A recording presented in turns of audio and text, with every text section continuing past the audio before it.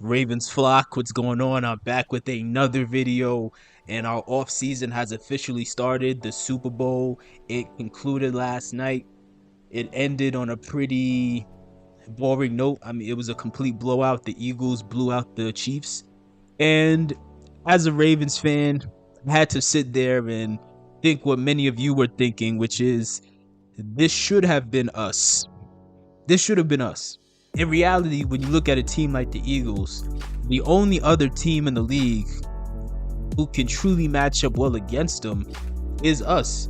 And it's simply because of the fact that we have pretty similar we have a pretty similar makeup for our team, but unfortunately, and it hurts to say this because obviously we're all Ravens fans here, but as of right now, the Ravens organization, they're low key like a Dollar Tree version of what the Eagles are. Now, I'm not saying that it's always been that way or it'll be that way at the beginning of next season, obviously, but what I'm saying is right now, unfortunately, they are what we are supposed to be in every possible way, like that. And it's sad because we have a much better quarterback.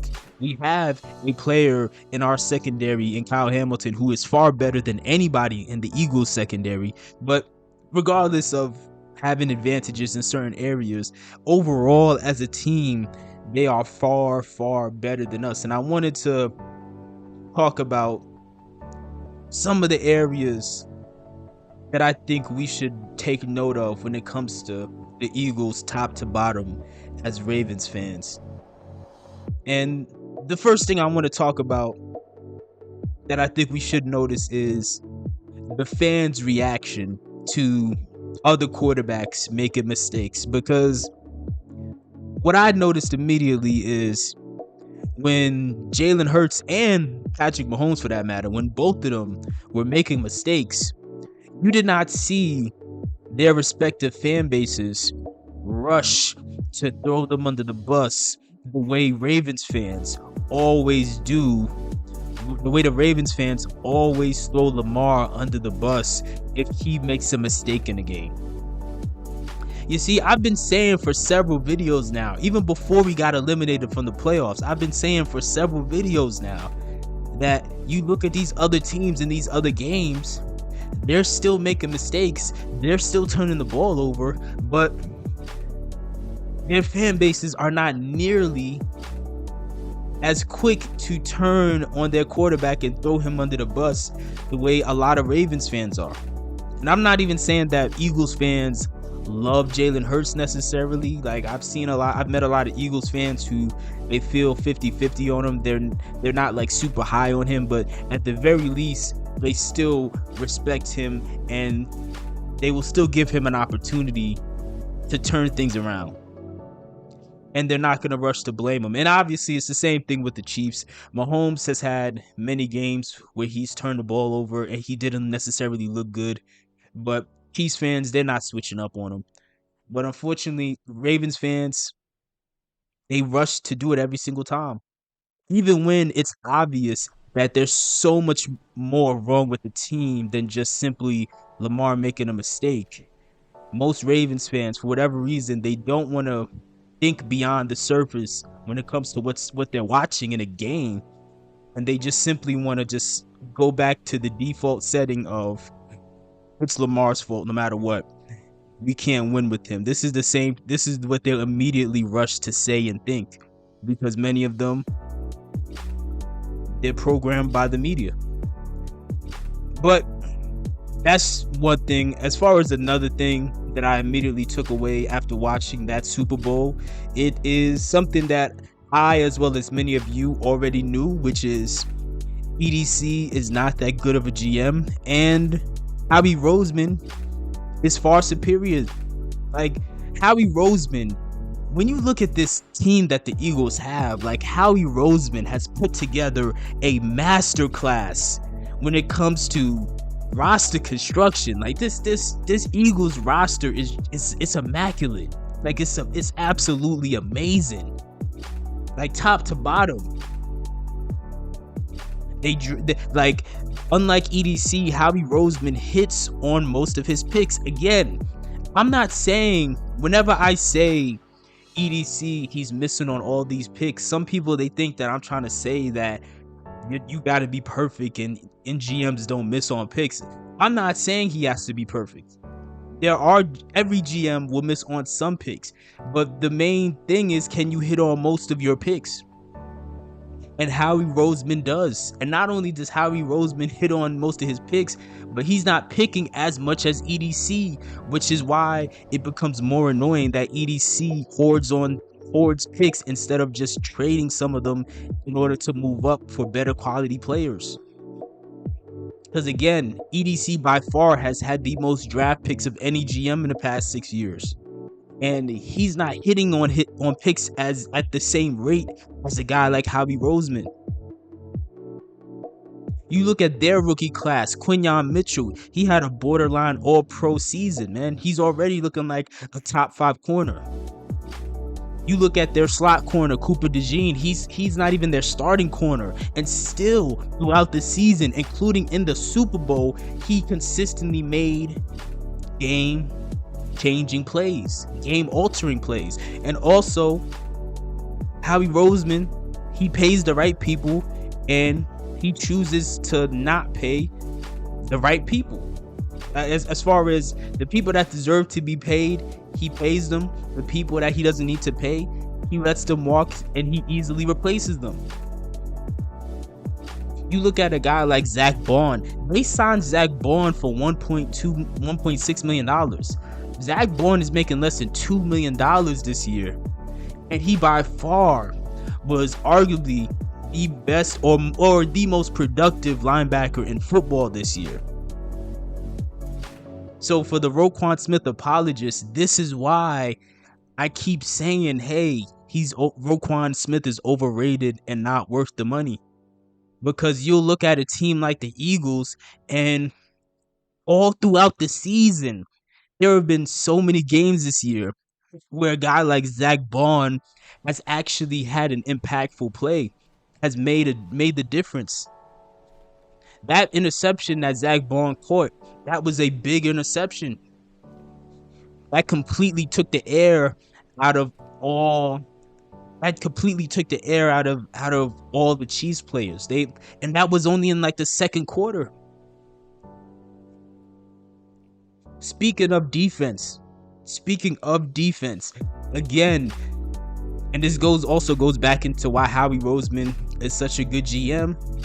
Their defense is actually a defense full of players who can make impactful plays. So when Jalen Hurts is not perfect, they can go force a turnover to get the ball back.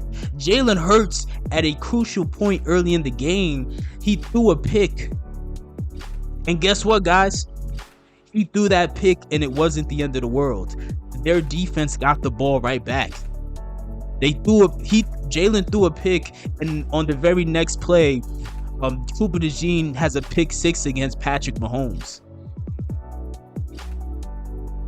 This is what I'm talking about. Again, in the past 7 years in the playoffs, the Ravens defense has only created 3 turnovers. Whereas the Eagles, in that same time span, has created 18 turnovers, including the Super Bowl that we all just watched. They, in that same time span, have created 18 turnovers. Do you know how insane that is? That they have a defense full of players who aren't even getting paid, just a bunch of rookie contracts and cheap veterans. The only person on that Eagles defense who's really making money like that is like Darius Slay. The rest, like most of those other guys, are not making a crazy amount of money. And still, it's a bunch of impactful players who help swing the game in their direction. Swing the game back in their favor. Whereas the Ravens, it's the exact opposite. We have a bunch of overpaid players on defense who, when we need them the most, they're non-factors. They can't make anything happen. Again, 7 years in the playoffs, our defense has only created 3 turnovers. whereas the Eagles in that same time span have created 18 turnovers.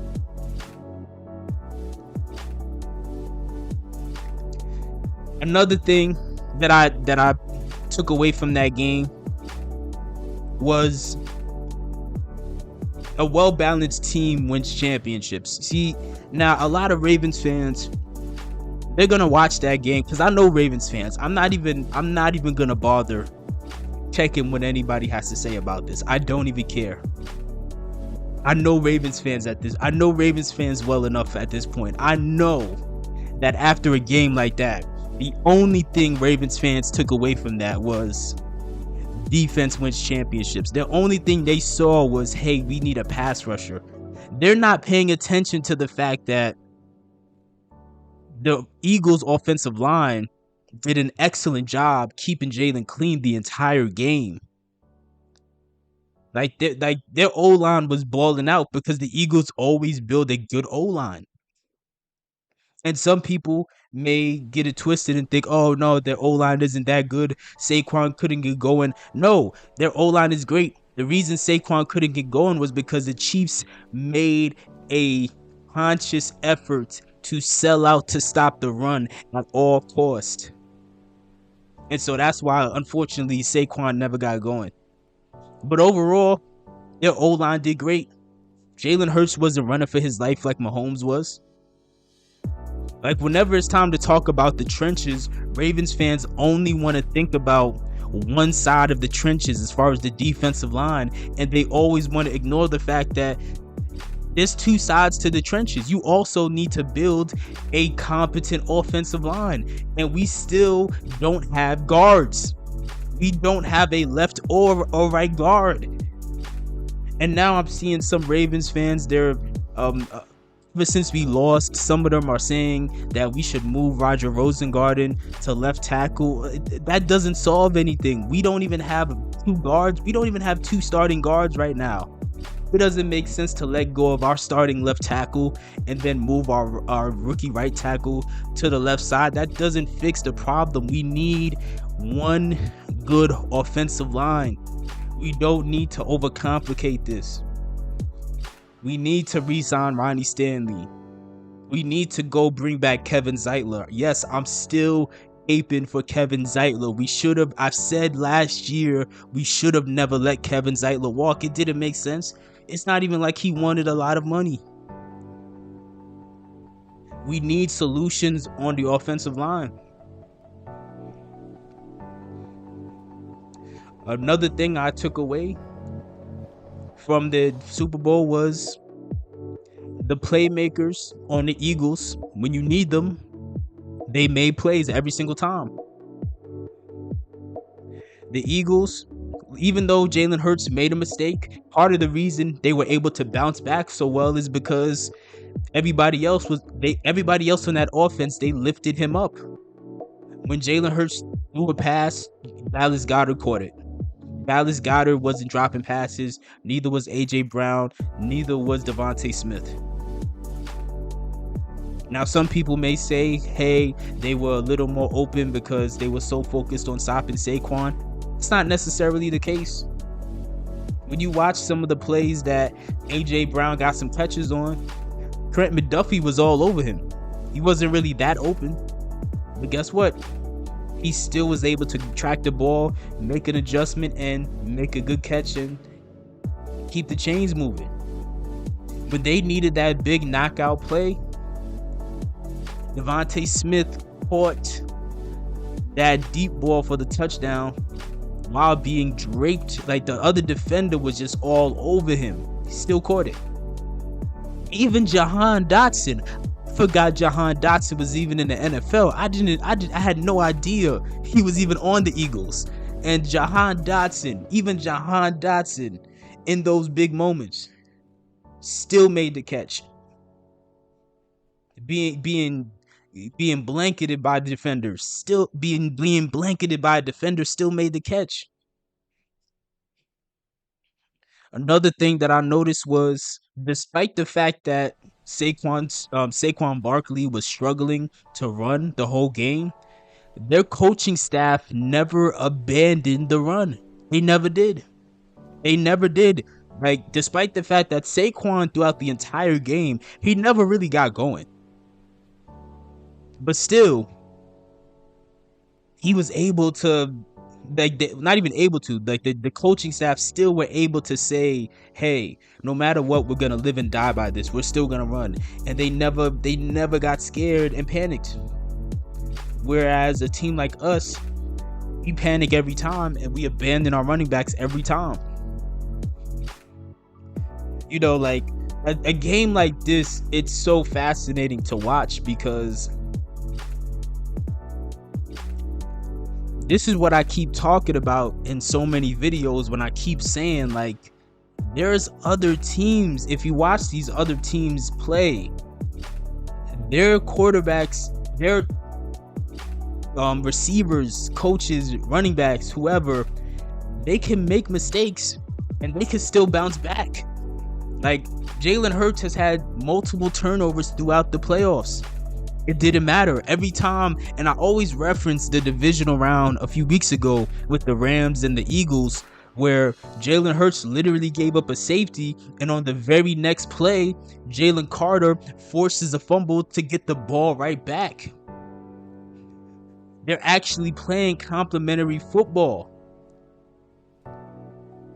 So a lot of people, they'll see people like myself defend Lamar Jackson, and they'll think that I'm against critiquing Lamar Jackson or holding him accountable, which I'm not against people holding him accountable at all. Like, I myself have even critiqued mistakes he's made.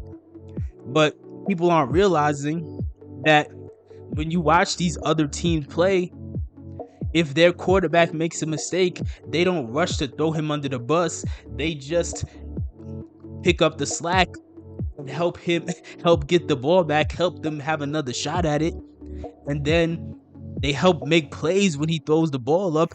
And again, complementary football. They play as a team. It's a team sport. We're the only team that constantly forgets that it's a team sport. We just sit back and wait for Lamar to carry us as far as he possibly can. And then when he has these rare moments where he slips up, even when it's at the worst possible time, when he has these moments where he slips up, we're just sitting here and saying, oh, well, it's all his fault, and ignoring everything else that went wrong with this team from the top down. So all in all, man, I don't know if the Ravens front office is gonna look at the Eagles and really take notes on everything that we could possibly learn about the difference between the Eagles and us, and why the Eagles have gone farther than us in the past decade. They've been to 3 Super Bowls in 7 years. I don't even know if Ravens fans are gonna, watch this Super Bowl and really take away all these different angles of why the Eagles are able to do what we try to do at a higher level. I think most Ravens fans and the organization are only gonna look at this game, and they're just gonna stick with the idea that defense wins championships, and they need to draft an edge rusher, and not looking at the bigger picture and realizing it's not that defense wins championships, because it doesn't. A well-balanced team wins championships, and that is what the Eagles have. Whereas the Ravens, that's not what we have. We have overpaid players that Ravens fans as well as NFL fans overrate, because they're making a lot of money. But when we need them, we can't count on anybody. Like, it's Lamar or bust. Whereas a team like the Eagles, they're not set up in a way to where it's Jalen Hurts or bust. In reality, they're not set up in a way to depend on Jalen Hurts at all, honestly. They're just set up in a way to where you could look, and this is no offense to Jalen Hurts, because he's a solid quarterback and he's just won a Super Bowl. But if we're being honest, you could plug Kenny Pickett into that roster. Well, he's already on the roster. You could plug him into the starting lineup and still have a team that's almost as competitive as it currently is. It would not be a significant drop.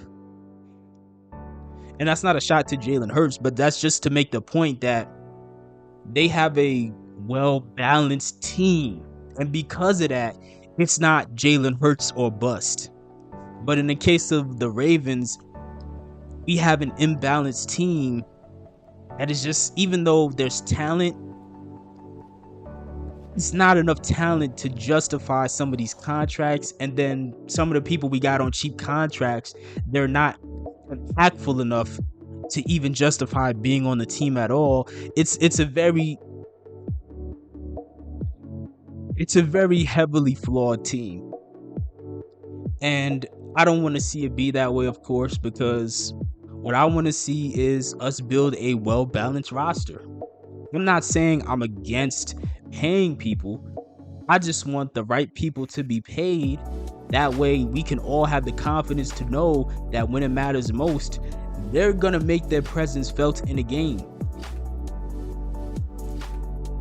And again, I don't want to see this team be Lamar or bust, because regardless of what EDC says in his interviews, regardless of what people who defend EDC and think everything the Ravens front office do is right, at the end of the day, when you look at the flawed roster they keep building, it always comes down to Lamar or bust. Whereas a team like the Eagles, never have to be in a scenario where it's Jalen Hurts or bust. That's never the case. It's never the case. They could plug in Kenny Pickett into the starting role on that team and still be just as competitive. There might be a slight drop off, but not a significant drop off. They would still be a competitive team with the shot at the Super Bowl. And again, that's not a knock on Jalen Hurts. That's just to make the point that they have a well-balanced team that isn't Jalen. It's not set up to be Jalen Hurts or bust. Whereas this Ravens team, when things go left, when Lamar's not perfect, it's over. When Lamar's not perfect, this defense can't stop the other team from scoring. You see what the Eagles defense did last night in that Super Bowl? The Chiefs didn't even make it to the 50-yard line until the end of the third quarter. That is how dominant they were that whole game. Again, it's not Jalen Hurts or bust. But the Ravens, regardless of how much they have paid certain players on defense, regardless of how much hype we get as a team, you can clearly see in these big moments, and this is why Lamar should have been MVP. Because when you watch these other teams play, these other teams are still set up in a way to where they don't have to be their quarterback or bust. It doesn't have to be Josh Allen or bust when he plays us. He just has to do the bare minimum and the rest of his team picks up the slack. It doesn't have to be Pat Mahomes or bust when they play us. It doesn't have to be Jalen Hurts or bust for the Eagles. They're well-built rosters. They're well-balanced rosters full of playmakers who actually rise to the occasion. Whereas the Ravens, so far, it's been Lamar or bust. Now, that doesn't mean we're not close to a Super Bowl. We could still make this happen. We could still, against all odds, be holding up a Lombardi trophy. But we're going to need to not be stubborn and recognize what a team like the Eagles has done right that we haven't, and make adjustments and add more talent on both sides of the ball. Because again, a lot of Ravens fans, they'll watch that Super Bowl and the only thing in their mind is, well, we need another pass rusher and nothing else, even though they're ignoring the fact that our O-line sucks. We don't have an O-line as good as Philly. We need balance. If we get some balance, if we get a team and a coaching staff that's good enough to bring a well-balanced team to Baltimore, to the Ravens, then we could have our own dynasty. We could easily find ourselves in a scenario where we mess around and win 2, 3, 4 Super Bowls in a 5-year window. But only time's gonna tell if we pull it off. We'll see. Let me know what your thoughts are on the Super Bowl. And let me know, was there anything that you took away from it that I may have just simply missed or ignored?